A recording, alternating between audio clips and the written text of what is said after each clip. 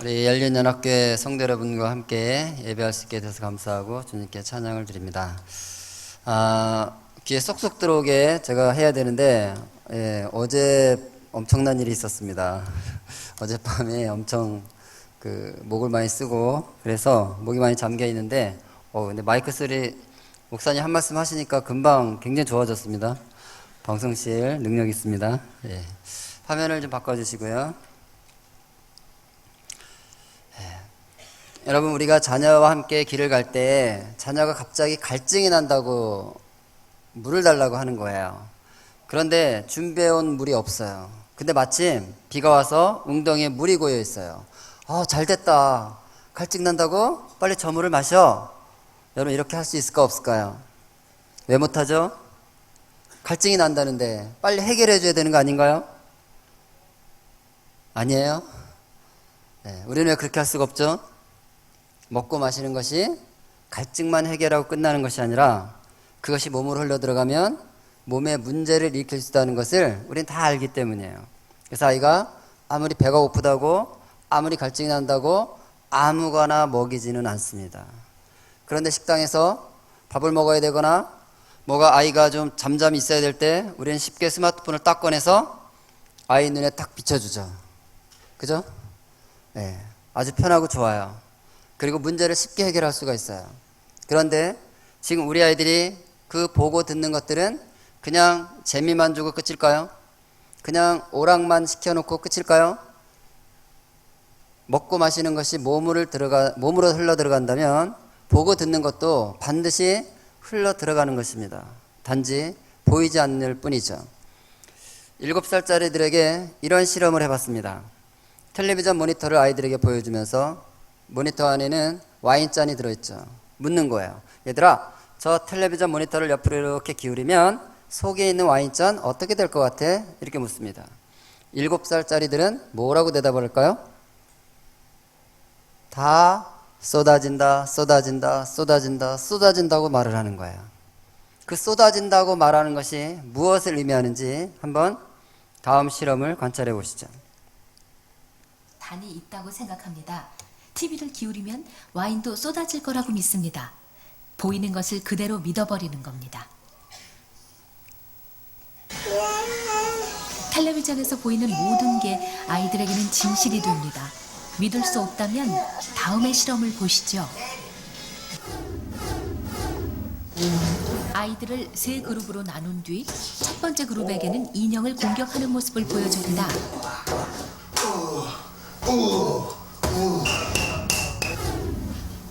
두 번째 그룹에게는 인형을 사랑하고 보살피는 온화한 모습을 보여줍니다. 멋있다. 우와. 세 번째 그룹은 인형에게는 별다른 관심을 보이지 않는 무관심한 모습을 보여줍니다.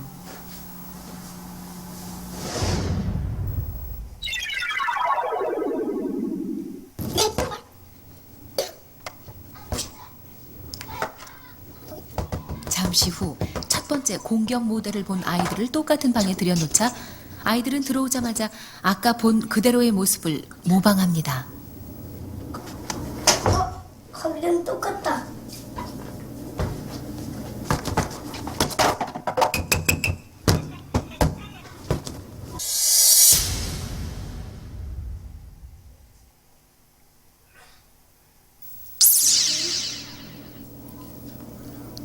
두 번째 친절 모델을 본 아이들입니다.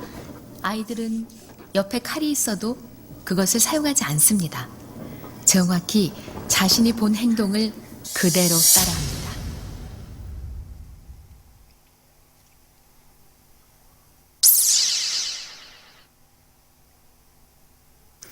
세 번째 그룹 역시 자신이 본 대로 합니다. 매체의 영향이 이렇게 엄청났다는 것 알고 계셨나요?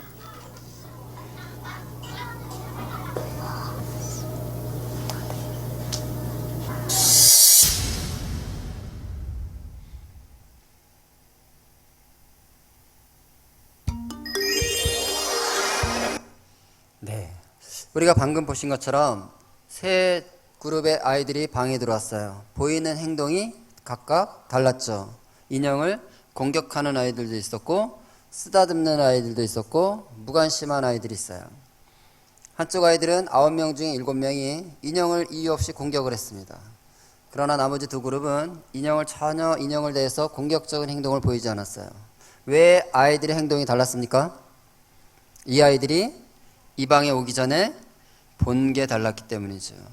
본 게 달랐기 때문에 행동이 달랐던 것이에요. 여러분, 우리 아이들이 뭔가를 보고 있을 때 그것은 그냥 오락이 아니라는 것입니다. 보고 있다는 것은 그것이 그들의 속으로 흘러 들어가는데 그것을 마음이라고 그러죠. 먹고 마시는 것이 몸으로 흘러 들어가는 것처럼 보고 듣는 모든 것들은 마음으로 흘러 들어갑니다. 이 마음은 신학적으로 보면 하나님이 영이 머무는 장소예요. 우리 안에 하나님의 영이 머무십니다. 하나님이 우리와 함께 하신다고 했을 때 구체적으로 우리 안에 거하시는 거예요. 그 장소를 마음이라 그래요. 그래서 마음을 잘 지키지 않으면 하나님이 우리 안에 머물 수가 없는 상태가 되는 것이죠. 그래서 잠언에서는 이렇게 우리에게 교훈을 주십니다. 같이 한번 읽어볼까요? 모든 시작.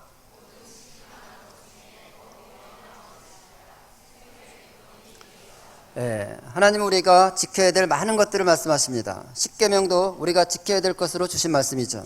그런데 우리가 지켜야 될 가장 중요한 것 중에 하나는 마음을 지키는 거라고 말씀하세요. 왜냐하면 그 마음은 사람이 동물과 다른 존재인 것을 나타내는 증거이기도 하죠. 그 바로 마음을 통해서 사람은 인격적인 존재가 될 수 있고 이 삶을 하나님의 뜻대로 이 땅에 살아낼 수 있는 모든 근거들을 가지고 있는 장소이기도 해요. 그래서 하나님은 그곳에 머물러 계시는 것이고 그 마음이 상하거나 마음에 문제가 생기면 하나님과 함께 하는 삶을 살아낼 수가 없기 때문에 그렇죠. 그런데 이 마음이 상하는 것, 심령이 상하는 것이 보고 듣는 것과 직접적으로 연결되어 있다는 것입니다. 이 사실을 베드로 사도는 소돔과 고모라에 살았던 롯을 통해서 우리에게 교훈을 주고 있습니다. 베드로후서 2장 7절 8절 과거에 있었던 사건을 하나 같이 찾아보겠습니다. 무법한 자들을 읽겠습니다. 시작.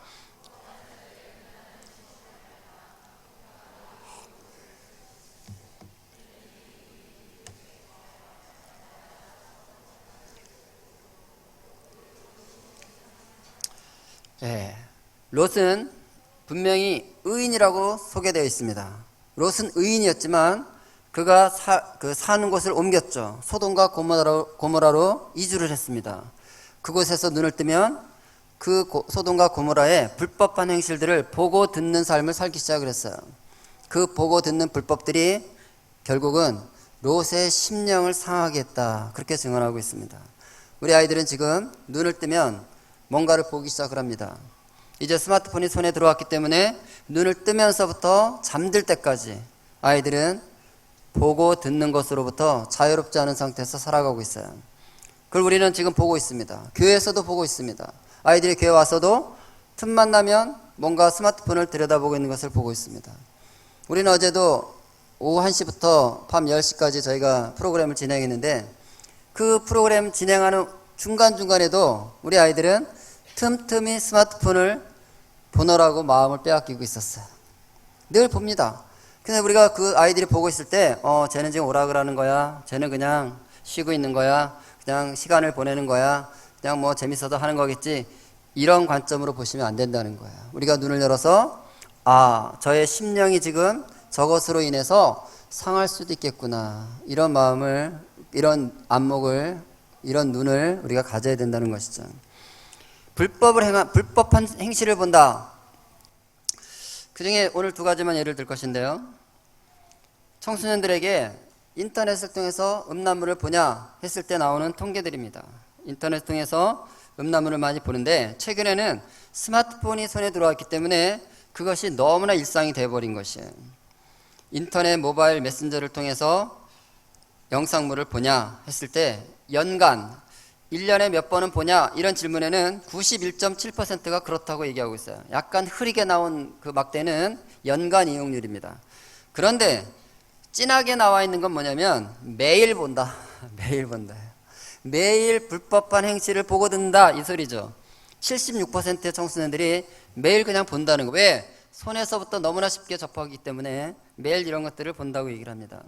이렇게 매일 본다는 것이 얼마나 이것이 우리 아이들에게는 의지를 동원할 필요가 없이, 그러니까 뭔가 의지를 동원해서 보는 것이 아니라 원든 원치 않든 접하게 되고 보게 되는 환경을 맞이하고 있다는 것이죠. 우리나라 청소년이 쉽게 접할 수 있는 구글 웹사이트와 동영상 사이트인 유튜브. 성적인 단어를 검색해보니 낯뜨거운 사진과 영상이 무더기로 나타납니다. 트위터나 페이스북 같은 SNS는 의지와 상관없이 음란물이 나타나기는 아닙니다. 다양한 동영상 그런 거 그냥 애들이 가져와갖고 놀려고 좀 돌려보는 그런 게 좀 있어요. 친구들끼리 손쉽게 파일을 전송하고 공유할 수 있어 그만큼 음란물에 노출될 가능성도 훨씬. 문제는 이렇게 음란물이 마구잡이로 청소년과 아이들에게 유포되고 있지만 막을 방법이 없다는 겁니다.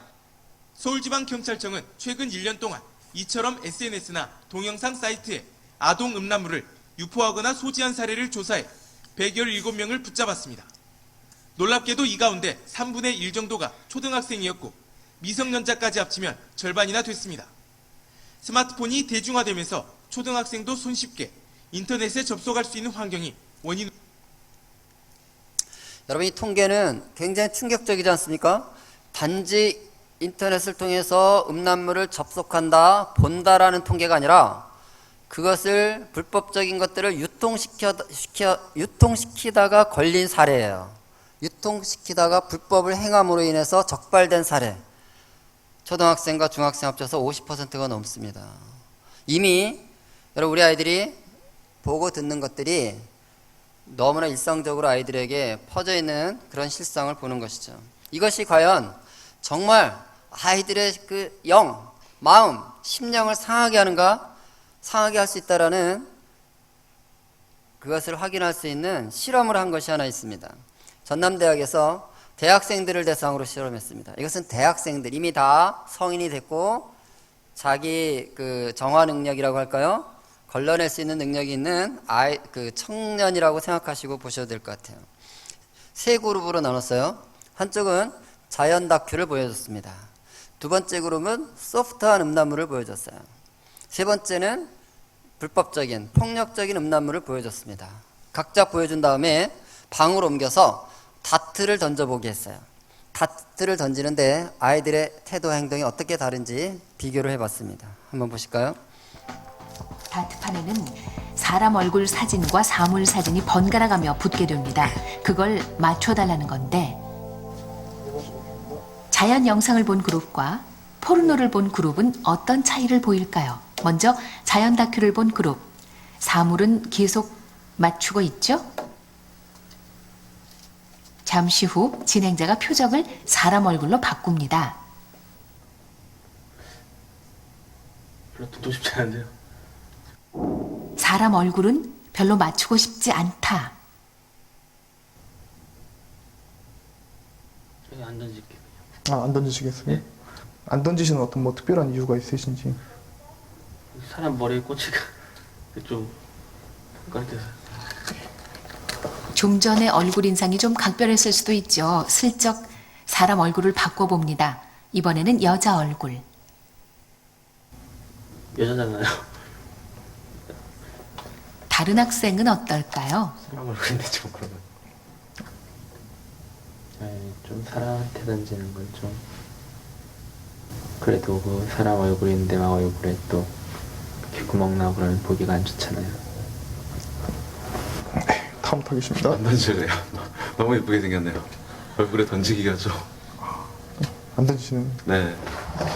그럼 포르노를 본 학생들은 어떨까요?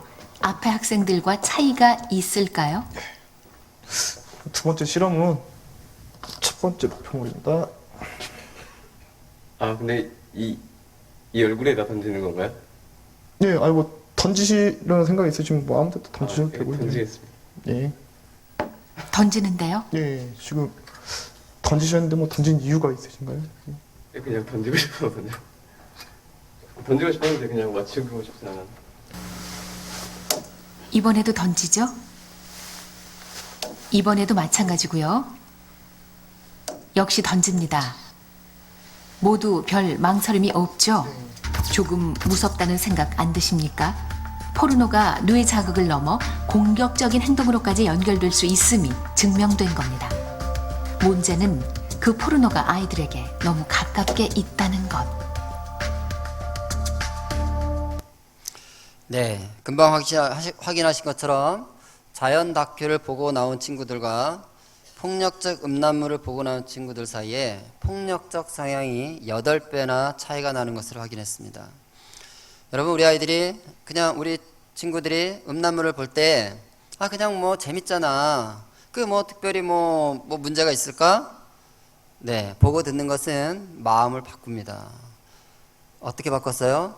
사람이라는 것은 하나님의 형상으로 만들어진 존재고, 그렇기 때문에 존중하고 배려하고 돌봐주고 서로 격려하고 세워주는 인격적인 대상으로 보지 않고 자기의 욕구, 자기의 욕망을 충족시키는 도구나 수단으로 바꿔버린다는 거예요. 특별히 폭력적인 음란물을 보게 되면 우리 뇌 안에 그런 장치들이 다 전환이 되는 거예요. 그냥 사람은 내 쾌락을 위해서 도구로 쓸 수 있는 존재예요.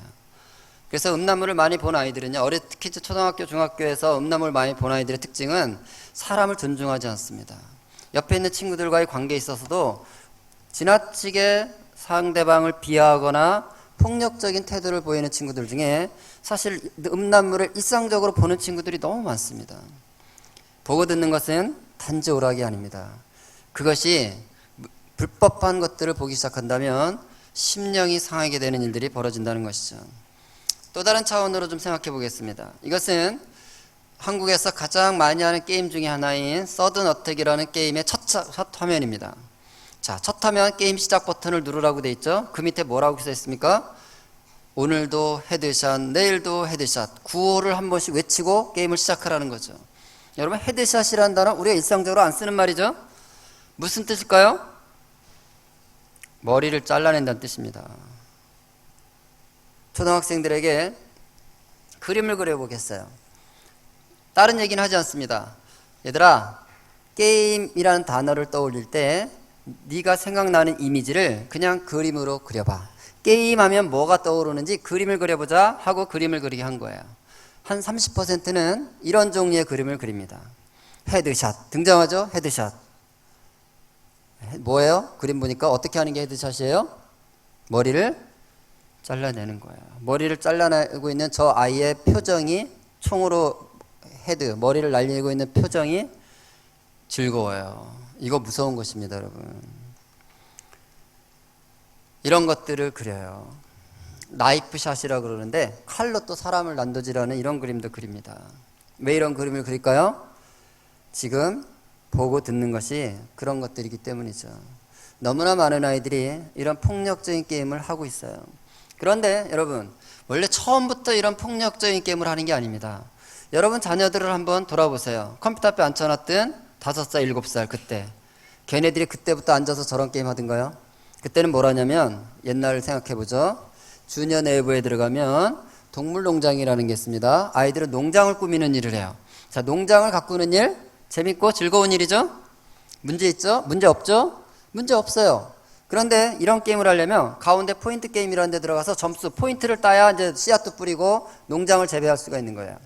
근데 이 포인트를 따려면 게임을 하게 돼 있는 거예요. 근데 이런 게임이 되게 귀여워요. 막대기 들고 두더지 잡고 달팽이 잡고 이런 게임이에요. 문제 없죠? 그런데 여러분, 막대기를 들고 1년만 달팽이를 잡아보시라는 거예요. 이게 계속 재미가 있을까요? 얘가 이제 초등학생이 됐습니다. 컴퓨터를 켰어요. 엄마, 나 게임 1시간만 할게 하고 앉았어요. 막대기 들고 달팽이를 잡습니다. 한참 잡다 보면 이런 생각이 들어와요. 내가 이 나이에 이 짓을 해야 되나? 이런 생각이 들어오는 거예요. 옮겨가게 돼 있다는 거예요. 그래서 옮겨가는 게임이 바로 메이플 스토리라는 게임이에요. 초등학교 2, 3학년이 되면 다 여기서 놀아요. 왜냐면 여기 들어가면요, 정말 수많은 사냥터가 존재하고요, 수많은 종류의 캐릭터의 사냥감들이 존재해요. 그리고 여러 사람이 같이 사냥을 할 수 있는 다양한 장치들이 널려 있어요. 여기 들어오면요, 완전히 신세계가 열리는 것입니다.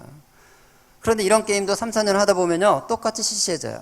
왜 시시해지냐면, 잘 생각해 봅시다. 우리가 게임을 한다고 했을 때 아이들이 전자게임, 컴퓨터로 다 게임을 할 때 게임을 한다는 것은 그 게임의 자극을 통해서 만족을 얻기 위한 거야. 즐거움을 얻기 위한 거야. 쉽게 얘기하면 쾌감을 느끼고 싶은 거야. 그런데 쾌감을 느끼는 그 호르몬이 뭐냐면 도파민이라는 거야. 들어보셨죠? 도파민 잘 아시죠? 이 도파민은 자극으로 인해서 도파민이 분비되면 우리 뇌에서 즐거움, 쾌감이 느껴지는 것이에요. 그래서 이 도파민을 분비하는 것을 도파민 수용체라고 하는데 이 수용체에서 도파민이 뿜뿜 나오는 거예요. 자극을 줄 때마다. 근데 이 수용체는 특징이 있습니다. 동일한 자극이 계속 반복되면요, 이 수용체가 점점 작아져요. 그래서 처음에는 같은 자극으로 도파민이 100개가 나왔다면 한참 여기다 계속 자극을 주면 수용체가 점점 작아지는 거예요.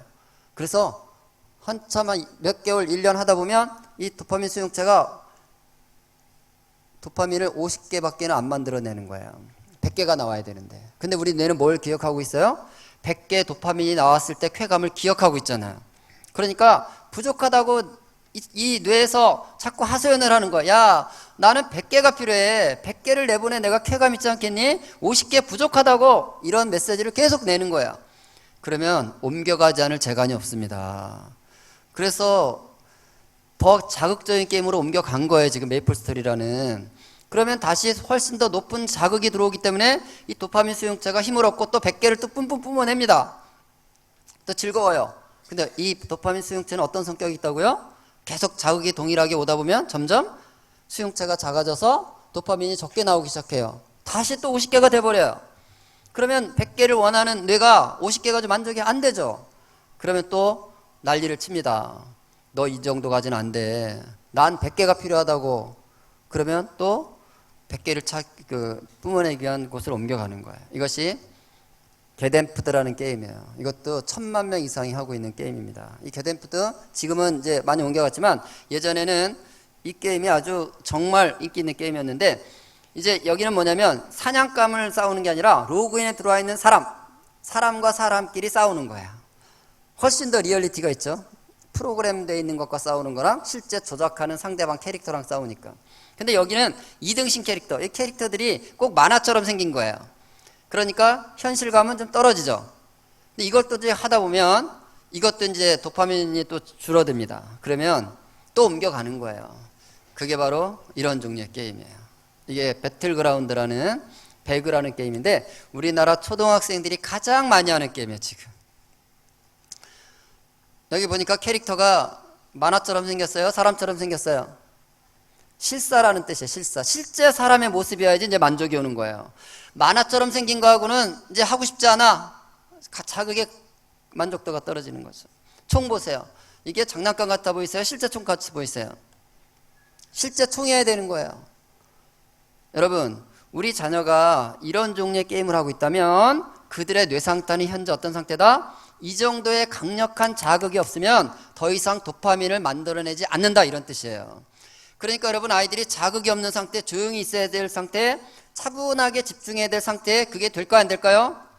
그게 안 되는 뇌가 되는 거예요. 산만할 수밖에 없고 잠시도 자리에 못 앉아있고 조금만 자극이 없으면 무료해지고. 왜? 뇌가 이미 100을 기억하고 있는 거예요. 100의 자극을 기억하고 있는 거예요. 여러분, 이렇게 해서 변해가는 거예요. 심령이 상한다는 것은 그냥 신학적인 얘기가 아닙니다. 실제로 보고 듣는 것들이 이런 일들을 만들어내는 거예요. 그래서 여러분, 자녀가 이미 폭력적인 게임을 하고 있다 그러면 이미 중독이 엄청나게 깊게 많이 진행되고 있다는 것을 여러분 인식할 필요가 있습니다. 지난해 제가 가장 한국에서 많이 하는 게임이 뭔가 하고 순위표를 찾아봤어요. 찾아봤더니 1위부터 20위까지 또는 그 모바일 스마트폰으로다가 하는 게임 1위부터 20위까지를 쭉 찾아봤더니요, 그 중에 90% 무려 18개가 도검류, 어떤 무기, 흉기를 손에 들고 상대방을 때리거나 찌르거나 죽여야 점수가 생기고 죽여야 레벨이 올라가고 죽여야 아이템이 생기는 이런 폭력적인 게임을 이미 하고 있어요. 그러니까 10명이 게임을 하고 있다면 9명은 이미 무슨 게임을 하고 있다고요? 굉장히 폭력적인 게임을 이미 하고 있다는 거예요. 여러분, 아이들이 그냥 게임을 하나 보다 이렇게 생각하시지만 이미 그 아이들이 하는 게임은 굉장히 그들의 뇌, 그들의 마음을 이미 바꿔나가는 그런 지경까지 가고 있다는 거죠. 그래서 실제적으로 어떤 일이 벌어지는지를 한번 뇌를 촬영해 봤습니다. 상습적으로 폭력을 휘두르는 학교 폭력 가해 학생들은 뇌 구조가 정상적이지 않다는 연구 결과가 나왔습니다. 상대방의 고통을 함께 느끼거나 폭력 충동을 억제하는 뇌 기능이 망가져 있다는 겁니다. 같은 반 친구를 주먹으로 때리고 발로 짓밟고 심지어 성추행까지 일삼고도 태어난 학교 폭력 가해 학생들. 품행장애 진단을 받은 10대 초반 학생들의 뇌를 자기 공명 영상 MRI로 촬영했습니다. 전단면 사진입니다. 함께 느끼는 공감 능력을 맡는 편도회계 기능이 저하되면서 혈류가 증가해 붉은색을 띱니다. 이 때문에 가해 학생들은 자기가 괴롭히는 상대방의 고통을 공감하지 못합니다. 측단면 사진입니다. 충동을 억누르는 기능을 하는 전두엽 역시 퇴화됐습니다. 누군가를 괴롭히려는 충동을 이성으로는 제어하지 못한다는 뜻입니다. 그렇다면 실제로 게임을 할 때 뇌에는 어떤 변화가 생기는지 직접 실험해봤습니다. 평소 게임을 즐겨한다는 초등학생 2명을 대상으로 게임을 할 때와 하지 않을 때의 뇌파를 살펴보기로 했는데요. 그리고 바로 이어서 게임을 시작하는 아이들. 평소 아이가 즐겨한다는 상대방을 때려서 제압하는 다소 폭력적인 게임을 하는데요.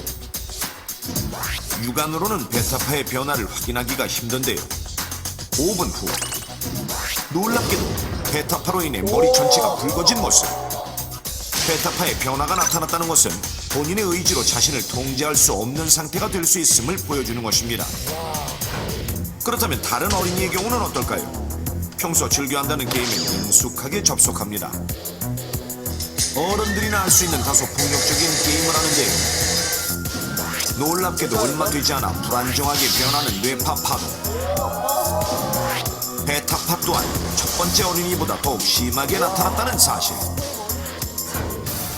이렇듯 게임을 할 때는 두 아이 모두 통제력을 잃은 듯 베타파의 변화가 심하게 나타난 것을 확인할 수 있었습니다. 여러분, 우리 뇌에는 전두엽 부분, 여러분이 눈이 있죠? 눈 뒤쪽에 있다 그래서 안와 전두엽이라고 하는 곳인데, 여기에는 통제하고 조절하는 장치를 하나님 만들어 놓으셨어요. 사람이 동물과 다른 점은 바로 통제하고 조절하는 능력이 있다는 거예요. 동물들은 그게 안 되죠. 이 통제하고 조절하는 장치가 이런 폭력적인 게임을 하다 보면 실제로 망가집니다. 마치 수도꼭지에 바킹이 마모가 되듯이. 수도꼭지에 바킹이 마모가 되면 아무리 수도꼭지를 잠가도 물은 멈출 수가 없죠. 우리 아이들이 참지 못하는 것이 참아야 된다는 걸 몰라서 안 참는 게 아니에요. 못 참는 게 아니에요. 이미 그게 망가지면 너무나 쉽게 화를 내고 너무나 쉽게 충동적으로 반응하고 너무나 쉽게 폭력적인 언행들, 말들, 태도들, 행동들을 하게 되는 거죠. 또 뇌 안쪽 영역에는 뭐가 있냐면 다른 사람을 공감하고 배려하는 장치가 있습니다. 이 공감하고 배려하는 장치도 하나님의 형상에 굉장히 중요한 영역입니다. 하나님이 사람에게만 주신 능력이에요. 그런데 이것이 망가집니다. 왜 망가질까요? 늘 때리고 찌르고 죽이고 때리고 찌르고 죽이고 이래야 점수가 생기는 일을 하고 있는데 어떻게 이 능력이 발달되고 예민하게 자랄 수 있겠어요? 이게 마모가 되는 거예요. 망가지는 거죠. 여러분, 이런 일들이 지금 우리 아이들 안에 일상적으로 일어나고 있는데 우리는 과연 그러면 어떤 일을 해야 되냐 하는 것이죠. 아까 오늘도 헤드샷, 내일도 헤드샷 했던 그 게임이 서든어택이라는 게임인데요. 초등학생들에게 네가 요즘 접속하는 게임 5개까지 써봐라 했더니 1번에다가 다 서든어택을 써놨죠. 그런데 여기 보세요. 가입자명 누구 이름으로 하고 있대요? 가입자명이 어떻게 돼 있어요? 아빠, 아빠, 엄마, 아빠, 엄마, 엄마, 아빠, 누나. 왜 자기 이름으로 하지 부모 이름으로 할까요? 말씀드린 대로 법적으로 할 수 없는 게임입니다. 피가 나오는 게임은 18세 이하는 할 수가 없고요. 같은 게임인데 피가 안 튀는 게임은 피만 안 나오게 하는 게임은 고등학생 이하는 할 수가 없는 게임이에요. 중학생까지는 아예 할 수도 없는 게임이에요. 근데 그런 걸 아이들이 벌써 이미 뇌가 망가져서 그런 게임을 안 하면 만족이 안 오니까 어떻게 한다고요? 그 게임을 하고 싶어서 어떻게 한다고요? 엄마 아빠 주민번호까지 다 갖다가 하고 있다는 거죠. 여기에 부모의 책임이 있다는 것입니다. 여러분, 우리는 아이들을 사랑한다는 것은 네 하고 싶은 대로 하라가 아닌 거 너무 잘 알아요. 네 먹고 싶은 대로 아무거나 먹어라, 네 하고 싶은 대로 하라가 아니잖아요. 이 아이를 건강하고 신체적으로도 건강하지만 마음도 건강하도록 하기 위해서는 우리의 책임이 있는 거예요. 비교를 해볼까요? 일본이라네. 미국. 자, 미국의 91%. 이건 무슨 소리냐면 미국의 91%의 부모들은 자녀가 게임을 사거나 게임을 빌릴 때 부모가 옆에 같이 있다는 거야. 우리 애가 어떤 게임을 사는지 어떤 게임을 빌리는지 10명 중에 9명 이상은 옆에서 보고 있다는 거예요. 우리랑 너무 다르죠? 여기 86%는 무슨 말이냐면요, 게임을 구입하기 전에 반드시 부모의 허락을 받는다는 거예요. 그러니까 여러분, 엄마 내가 지금 사람 목을 이렇게 쳐내는 서든어택을 1시간 할 건데요, 해도 괜찮겠죠? 이렇게 물어보게 한다는 거예요. 여러분, 우리 자녀들이 그렇게 물어보게 했다면 그런 게임에 빠질 때까지 방치하지는 않았겠죠. 우리는 묻지 않고 하게 만들어 놓은 거예요. 이 차이가 너무나 큰 거예요, 여러분. 우리가 얼마나 지금 보지 못해서 아이들에게 방치했는지를 보는 사례죠. 여기에는 무슨 얘기냐면 10명 중에 9명, 미국 부모들의 10명 중에 9명은 아이가 게임을 하고 나오면 그 아이가 무슨 게임을 했는지를 살펴본다는 거야. 폭력적인 게임을 했는지, 누구랑 게임을 했는지 모니터링, 확인을 한다는 거예요. 우리는 확인합니까? 이걸 우리는 안 하고 있는 거, 이게 진짜 우리가 지금 돌아볼 문제라는 것이죠. 75%의 부모들은 자녀가 게임을 하는 데 있어서 부모가 통제권을 갖고 있다는 거예요. 아들 이제 1시간 했으니까 이제 밤 10시가 돼가니까 그만하고 끄고 와서 이제 이렇게 씻고 이런 거 해야지 라고 말을 하면 부모가, 아이가 네 엄마 네 아빠하고 그 통제를 받는 주도권을 부모가 갖고 있다는 거, 이거 당연한 것입니다. 근데 여러분, 우리는 이 통제권을 너무나 쉽게 넘겨주고도 그 마음이 괜찮을 거라고 생각하는 거예요. 스마트폰만 예를 들어볼까요? 여러분, 자녀에게 스마트폰을 사준 다음부터 통제권이 어떻게 되든가요? 혹시 아이들 잠잘 때마다 싸우지는 않나요? 야, 12시야 그만 자야지, 아직도 스마트폰 하고 있어? 10시 됐으니까 스마트폰을 딱 이렇게 치워놓고 이제 들어가서 씻고 잘 준비해서 자야지, 성경 읽다가 좀 너 책 보다가 자라, 그러면 내 엄마하고 스마트폰 딱 주고 딱 들어가든가요? 여러분이 통제권이 있습니까? 이걸 회복해야 됩니다. 그 통제권이 회복이 안 되면 이걸 사용할 수 있는 능력이 안 되는 거예요. 여러분, 3살짜리가 칼을 쥐고 있으면 누가 통제권을 쥐고 있어야 되죠? 당장 부모가 통제권을 가지고 칼을 아이 손에서 분리를 시켜야 됩니다. 왜? 그 아이는 칼을 다룰 능력이 안 되기 때문에. 여러분, 우리 아이들이 스마트폰을 사용하는 게 중요한 게 아니라, 남들이 쓰니까 우리 애들 써야가 아니라, 이걸 통해서 의사소통해야 되니까 필요해가 아니라, 과연 이것을 통제할 수 있는 능력이 있는가? 부모가 통제권을 행사하면 기꺼이 그것을 예스하고 받아주는가? 이것이 되는지부터 점검하라는 거예요. 그게 안 되면 아직 이 아이는 사용할 능력이 안 되는 거예요. 그래서 여러분, 합의를 봐야 됩니다. 부모는 자녀와. 이 스마트폰을 너가 쓰는 조건은 언제든지 이 통제권은 부모가 있다는 것을 네가 인정하면 사용할 수 있고, 그걸 거부하고 엄마를 열받게 하고 맨날 이것 때문에 약속을 어기면 아직 사용할 능력이 안 된다는 건데, 그 능력을 네가 입증해라. 그렇게 해서 여러분, 통제권을 가져가는 것이 옳은 것입니다. 이것이 안 되면 아이들의 심령은 상하는 거예요. 제가 예를 생각해 봤습니다. 여러분, 요즘 내년에 일본에서 도쿄에서 올림픽이 열리는 거 아시죠? 그러니까 일본 정부는요, 일본의 올림픽이 열리는 걸 기점으로 해서 후쿠시마가 정상으로 회복됐다는 것을 홍보하려고 엄청나게 많은 시도를 하고 있다 그래요. 그 중에 하나가 후쿠시마를 떠난 주민들에게 지금 보조금을 주고 있는데, 보조금을 다 끊고 전부 후쿠시마로 돌아오라고 지금 하는 거예요. 정상적인 곳이다라는 것을 보여주기 위해서. 그런데 돌아올까요? 지금까지 2.3%만 돌아왔답니다. 떠난 사람 중에. 안 옵니다. 돈 안 줘도 안 옵니다. 그러니까 정부가 이제 이럴 수 있겠죠. 자, 우리 후쿠시마가 사람 살기에 괜찮은 곳이다, 이것을 좀 알려주고 싶어서 광고를 하는 거예요. 자, 후쿠시마에 오면 100만 평씩의 땅을 주겠다. 그리고 평생 먹고 살 수 있는 돈을 대주겠다. 그러니까 와서 살아라. 이렇게 광고를 했다고 해보세요. 여러분 자녀들이 그 광고를 봤어요. 엄마, 후쿠시마에서 100만 평을 준대. 그리고 평생 먹고 살 수 있는 돈을 준대. 나 거기 가서 살래. 그리고 짐 싸가지고 후쿠시마 간다면 여러분 어떻게 하시겠어요? 보내시겠습니까? 평생 100만 평의 땅을 가지고 먹고 살 수 있는데 보낼까 안 보낼까요? 안 보낸다면 왜 안 보내죠? 몸 걱정해서 아니겠어요? 그들의 몸을 걱정하는 게 아니겠습니까? 암 걸리면 어떡하냐? 피폭되면 어떡하냐? 절대로 우리 보낼 수 없죠. 몸을 걱정한다면. 여러분, 우리 아이들이 TV, 컴퓨터, 스마트폰을 통해서 소돔과 고모라에 들어가서 불법한 행실을 행함으로 그 10년 이상 했던 롯을 기억해 보십시오. 우리가 보고 듣는 이 스마트 기기나 게임 속에서 우리 아이들이 지금 떠나가고 있는 거예요. 그 심령이 상하는데도 가고 있는데 우리는 어쩔 수 없다고 다 보내고 있는 건 아닐까요? 여기서부터 우리의 결단이 필요한 것입니다. 우리 몸을 그렇게 생각한다면 우리 아이들의 영을 생각해야죠. 오늘 읽은 본문 말씀은 10절에 이런 표현이 나옵니다. 그 후에 일어난 다른 세대는, 다른 세대라는 단어가 나와요. 여러분, 이 다른 세대 반대말은 뭘까요? 저는 이 다른 세대 반대말이 다음 세대라고 생각합니다. 문맥을 보니까 그런 것 같아요. 자, 7절 뭐라고 되어 있죠? 여호수아와 함께 했던 사람들은 여호와를 잘 섬긴 세대였다, 이렇게 기록되어 있어요. 그런데 그 자녀들이 달라졌다는 거예요. 악을 행하고 바알을 섬기고 여호와를 버린 세대가 되었다, 이렇게 기술되어 있어요. 여러분, 하나님은 10절을 이렇게 기록하고 싶지 않으셨을까요?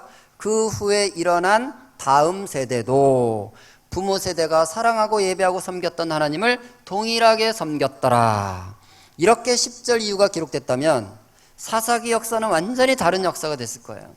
다음 세대가 되어야 될 기록이 다른 세대로 글자 하나 바뀌었는데 역사가 달라진 거예요. 이스라엘의 운명이 달라진 거예요. 여러분, 이 일이 요즘 한국 사회 안에서, 한국 교회 안에서 동일하게 벌어지는 것 같습니다. 우리가 주일학교 가보면 아이들이 있죠. 우리 아이들의 얼굴만 봐도 그가 누구 아들 누구 딸인지를 우리는 확인할 수가 있습니다. 너 그 집사님 딸이구나, 그 집사님 아들 맞지? 확인할 수가 있어요. 어떻게 확인할까요? 똑 닮았잖아요. 보면 압니다. 거의 닮았어요. 그래서 누구 아들인지 누구 딸인지 우리는 몸을 보면 금방 알죠. 그런데 여러분, 의심스러운 아이들이 있다는 거예요. 네가 그 집사님 아들이었어? 네가 그 권사님 딸이었다고? 의심스러운 아이들이 있다고요. 부모는요, 신앙생활을 열심히 하시는 거예요. 교회에서 정말 모범적인 신앙생활을 하시는 거예요. 기도도 정말 많이 하시고 봉사도 많이 하시고 헌금도 많이 하시고. 그래서 우리 열린연합교회를 예를 들자면 우리 교회에서 정말 천국에 한 명밖에 못 들어간다 했을 때 모든 성도들이 분명히 한 명만 간다면 그분이 가시지 않겠어 할 정도로 자타가 인정하는 신앙의 표본. 부모는 그런 분이세요. 근데 그 아들은요, 예배 시간에 보면 항상 멍 때리고 있는 거예요. 항상 고개 쳐박고 있는 거예요. 찬양 시간에 절대 입을 열어 찬송을 안 하고 앉아 있는 거예요. 부모와 자녀가 연결이 되지 않는 거예요. 네가 과연 그 집사님 딸이 맞냐? 네가 과연 그 권사님 딸이 맞냐? 의심이 가는 거예요. 왜요? 보고 듣는 것이 다르면요, 심령이 달라지는 것입니다. 그런데 지금 한국교회 안에 안타깝게도 그런 아이들이 너무 많은 거예요. 부모의 신앙유업을 이어가지 못하는. 저는 그 이유들이 많이 있겠지만 이렇게 다른 세대가 되어가는 이유 중에 하나가 바로 보고 듣는 것이라고 생각합니다. 이 시대는 마치 이 공기가 산소와 질소로 구성되어 있는 것처럼 공기가 산소와 질소로만 구성되어 있지 않고 산소와 질소와 보는 것, 이 스마트 기기로 구성되어 있는 것처럼 눈만 뜨면 잠들 때까지 숨 쉬듯이 눈과 귀가 보고 듣는 것에 잡혀있는 세대. 그래서 하나님을 갈망함으로 하나님을 예배할 세대가 재미와 욕망과 쾌락을 갈망함으로 그곳에 빠져드는 이런 세대가 돼가고 있는지도 모르겠습니다. 한 아빠가 이런 얘기를 하시는 거예요. 자기 집에 7살짜리 아들이 있대요. 이 아들은 저녁에 아빠가 퇴근하고 띵동 현관문을 열고 들어오면 아빠 오셨다 그러고 반갑게 나와서 맞이하는데 인사는 안 한대요. 그냥 주머니만 뒤진대요. 뭘 뒤지고 있을까요? 아빠 스마트폰만 챙겨서 사라진다는 거예요. 여러분, 이 아들은 하루 종일 무엇을 갈망하며 살았을까요? 오, 나의 스마트폰 옷이 없어서. 오, 나의 스마트폰 언제 오시려나, 언제 오시려나. 하루 종일 스마트폰을 기다린 거예요. 근데 띵동 하더니 드디어 누가 나타나신 거예요? 스마트폰 님께서 나타나신 거죠. 여러분, 우리 아이들이 지금 무엇을 갈망하고 있나요? 그 감각적 쾌락, 감각적 재미와 욕망과 쾌락을 채우는 것을 갈망하며 하루를 살고 있나요? 그러면 그들 안에 하나님의 머물 장소는 없습니다. 우리 영은 하나님이 머무는 장소라고 그랬어요. 여러분 이사야서 66장 1절 2절에 보면 하나님이 이렇게 탄식하세요. 하늘은 나의 보좌요 땅은 나의 발등상인데 내가 안식할 처소가 없구나. 무릇 마음이 가난하고 심령에 통회하며 나의 말을 인하여 떠는 자 내가 그를 권고하려냐. 이렇게 탄식하고 계세요. 여러분 하늘 전체가 하나님의 의자라는 거야. 땅 전체가 하나님의 마루라는 거야. 근데 하나님은 계실 곳이 없다는 거야. 왜? 하나님은요 온 우주가 하나님의 의자일지라도 온 땅이 하나님의 마루일지라도 거기 계시고 싶은 분이 아니세요. 하나님 어디 계시고 싶으실까요? 바로 심령이 가난하며 마음이 가난하며 심령에 통해하는 그 사람의 마음 안에 머물고 싶어 하시는 거예요. 아멘. 하나님은 우리의 마음 안에 거하고 싶어 하시는 거예요. 근데 그 마음이 이미 불법으로 가득 차 버린 거예요. 보고 듣는 것을 방치하면 우리 아이들의 하나님의 영이 머물 장소가 없어지는 거예요. 하나님을 갈망하지 않는 세대가 돼버리는 거예요. 그래서 여기에 우리의 관심이 있어야 되는 것입니다. 여러분 자녀 교육의 목표를 분명히 하십시오. 밥소록이라는 목사님은 이런 얘기를 하셨어요. 하나님께서 한 세대 역사하시려면 그 전 세대를 준비시키셔야 된다. 여러분 우리 자녀 세대가 하나님의 이 마지막 때 예수 그리스도의 다시 오시고 이 땅을 여호와의 영광으로 가득하게 하는 그 시기를 만드실 때 그냥 하나님 혼자 하시는 게 아니라 우리 다음 세대가 신랑 오시는 신랑의 신부로서 거룩한 신부로 준비되어야 되는데 이들을 준비시키려면 반드시 누가 필요하다고요? 그들의 부모가 필요하다고 말씀하시는 거예요. 여러분 부모가 우리가 먼저 반응하지 않으면 우리 자녀 세대는 세상이 다 가져갈 수밖에 없는 상황이 왔다는 것입니다. 그래서 교회가 열심히 우리가 정말 제가 열린 연합교회 와보니까 우리 목사님 훌륭하시고요. 정말 우리 다음 세대를 키워나가고 다음 세대를 세워나가고 다음 세대를 살리기 위한 정말 많은 일들을 하고 계시더라고요. 이 이민교회에서 하기 쉽지 않은 어와나도 하고 있고 많은 걸 하시더라고요. 그런데 여러분 여기에 정말 중요한 것은 목사님이 다음 세대들을 세워가고자 하는 이 부르심 앞에 우리 부모들이 연합해야 된다는 것입니다. 여러분이 저도 그 부르심이 나의 부르심입니다. 저도 그 일을 위해서 정말 온 마음으로 이 교회에 연합하겠습니다. 그 동일한 부르심을 부모들이 가져야 가정에서부터 그 일이 일어난다는 것이죠. 말라기서 2장 15절은 이렇게 말씀하고 있습니다. 같이 읽겠습니다. 여호와께서는 시작. 여호와께서는 남편과 아내를 만드시고 둘이 한 몸과 한 영이 되어 하나님의 것이 되게 하셨다. 그리고 그들이 하나님께 성실한 자녀를 낳기를 바라셨다. 그러므로 마음에 새겨두어라. 여러분 하나님께서는 한 남자와 한 여자로 가정을 만드시고 이 가정에서 하나님은 원하는 게 있다고 말씀하세요. 여러분 무엇을 원한다고 말씀하고 계시죠? 네 가정에서 내가 원하는 게 있다. 내가 찾고자 하는 게 있다. 그걸 내놔라. 뭐라고 말씀하십니까? 너희 가정에 서울대학 가는 자녀가 있느냐? 이거 원하는 게 아니네요. 너희 가정에 좋은 직업 갖는 자녀가 있느냐? 그거 원하는 게 아니네요. 하나님 원하시는 건 뭐라고요? 너희 가정에 경건한 자녀가 있느냐? 너희 가정에 나를 예배하는 자녀가 있느냐? 너희 가정에 하나님께 성실한 자녀가 있느냐? 이거 하나 원하신다는 거예요. 그때 우리가 여기 있습니다. 당신이 원하는 이 자녀가 여기 있습니다. 그렇게 고백해 드리는 것이 우리의 부르심이 되어야 된다는 거예요. 단지 목사님의 부르심뿐만 아니라 여러분이 부모로서 이 부르심에 연합해서 가정에서부터 같이 가야 된다는 것이죠. 여러분 대한민국에 4대 종교 있다는 얘기 들어보셨습니까? 기독교, 유교, 불교, 그리고 대학교. 많은 분들이 교회를 다니는데 신앙이 대학교일 수 있다는 거예요. 기도를 열심히 하는데 사실은 대학교 신앙일 수 있다는 거예요. 대학 보내기 위해서 교회 다니고 대학 보내서 헌금하고 이럴 수 있다는 거예요. 여러분 우리 신앙을 점검했으면 좋겠어요. 부모로서 내 신앙은 기독교인가 대학교인가? 여러분의 신앙이 무엇인지는 여러분의 자녀들이 알고 있습니다. 여러분이 자녀들에게 물어보면 자녀들이 말해줘요. 이렇게 물어보는 거예요. 아들, 지난 한 달 동안 아빠가 너한테 제일 많이 한 말이 뭐야? 아빠는 너한테 주로 무슨 말 하니? 라고 아들에게 물어보면 돼요. 우리 딸, 엄마는 너한테 주로 무슨 말 해? 엄마가 너한테 하는 말이 뭔지 네 말로 한번 들어보자. 이렇게 물어보면 돼요. 그렇게 물으면요 여러분 자녀들이 쿨하게 말해줍니다. 여러분의 신앙이 무엇인지를. 아빠? 나만 보면 공부 얘기하지. 아빠 나만 보면 대학 얘기하잖아. 엄마? 나만 보면 시험, 성적, 숙제, 대학. 너 그래가지고 대학은 가겠니? 너 그래가지고 밥 먹고 살겠니? 엄마 아빠 맨날 하는 레파토리 똑같잖아. 여러분, 우리 자녀가 이렇게 말을 하면요, 여러분의 신앙은 대학길 수 있는 거예요. 왜냐하면 우리는 믿는 것을 말하게 돼 있습니다.